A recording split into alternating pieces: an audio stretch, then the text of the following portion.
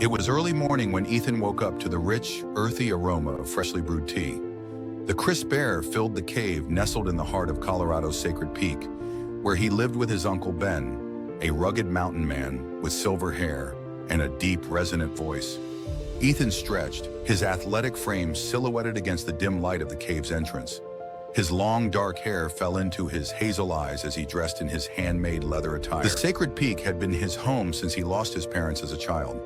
For over 14 years, Ben had raised him, teaching him survival skills and the spiritual wisdom of the mountain. Today, Ethan stood on the brink of an important journey, a vision quest to the summit. "Uncle Ben," Ethan began, pouring himself a cup of steaming tea by the fire. "Today's the day. I'm going to the summit to seek clarity and guidance from the spirit world." Ben nodded with quiet wisdom. "I'll be here when you get back.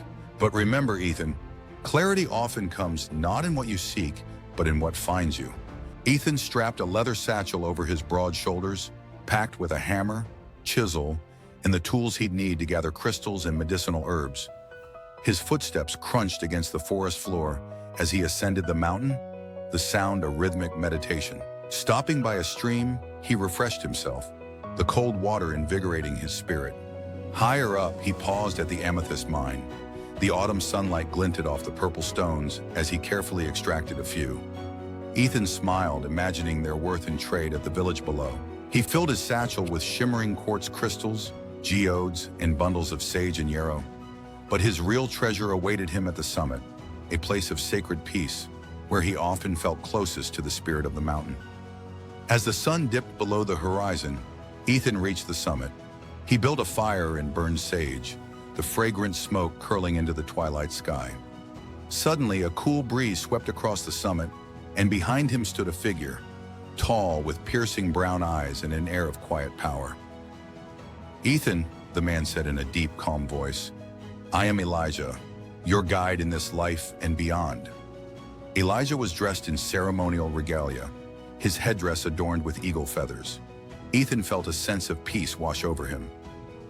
"Why are you here, Elijah?" "There's a boy in town named Luke," Elijah said. "He's lost, consumed by alcohol and drugs. He's searching for meaning, but poisoning his spirit. You must help him find his way back to the light." Ethan hesitated. "Me? How can I guide someone so lost?" Elijah placed a hand on Ethan's shoulder. "Because you know the mountain's wisdom. You know the power of clarity and connection. Trust yourself." The next morning, Ethan descended the mountain and made his way to the village trading post. The small shop buzzed with activity as locals bartered goods. Ethan exchanged his crystals and herbs for supplies, then asked the shopkeeper, Mr. Harris, about Luke. "He's in the back," Mr. Harris said, frowning. "You'll find him with trouble written all over him." Ethan found Luke slouched over a table, a bottle of whiskey in one hand and a cigarette in the other. His blue eyes were tired, his blonde hair messy. "Luke," Ethan said firmly, "I'm Ethan. I live on the Sacred Peak, and I came here to find you." Luke raised an eyebrow. "Sacred Peak? You some kind of monk or something?" Ethan smiled. "Not quite, but I do know what it's like to feel lost. Come with me to the mountain. Leave this behind, just for a day." Luke hesitated, then nodded. "What have I got to lose?" Over the next few days, Ethan introduced Luke to the life of the mountain.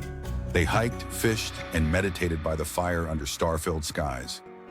Ethan taught Luke about the healing properties of herbs, the meaning of animal totems, and the peace of quiet reflection.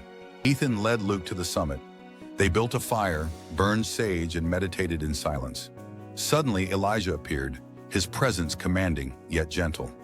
"Luke," Elijah said, his voice resonating like the wind through the trees, "you've carried pain for far too long. Your past doesn't define you. Your choices now will shape the man you become." Luke's eyes filled with tears. "I've been running from myself, numbing the pain, but I don't want to live like this anymore." Elijah smiled. "Then choose the enlightened path. I will guide you." As they descended the mountain, Luke felt lighter. He left his vices behind, embracing a new way of life. Over the years, he and Ethan became close friends, supporting each other on their spiritual journeys. Luke, once lost in darkness, became a beacon of hope for others battling addiction. Moral of the story: True transformation begins with a single choice, the decision to seek light even in the darkest times. The enlightened path isn't about perfection, it's about progress, purpose, and connection. Like Ethan and Luke, we all have the power to overcome challenges and inspire others. The question is, will you take that first step?